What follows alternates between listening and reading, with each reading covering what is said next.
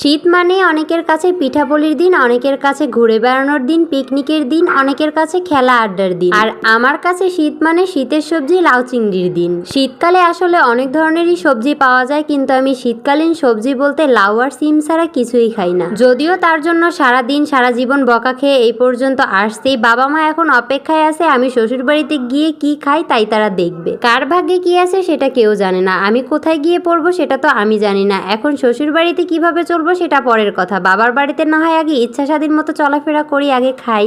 আর আমরা বাঙালি বরাবরই লাউ খাবো আর লাউয়ের ছোলা ফালাই দিব, তা তো কখনোই হবে না। তাই লাউয়ের সাথে লাউয়ের ছোলাও ভাজি করে খেয়ে ফেললাম। আমি জানি অনেকেই লাউয়ের ছোলা ভাজি খেতে পছন্দ করেন, কিন্তু লোকলজ্জার কারণে বলতে পারেন না। আসলে আমি শীতকালে সব থেকে বেশি যে খাবারটা খেয়ে থাকি সেটা হলো মায়ের হাতের লাউ চিংড়ি আর লাল শাক দিয়ে পুঁটি মাছ রান্না। কিন্তু শীত চলে এসেছে, কিন্তু মা কিভাবে রান্না করে দিব, মা তো আমাদের কাছে নেই। এর জন্য আমি লাউ চিংড়ি রান্না করতে সোজা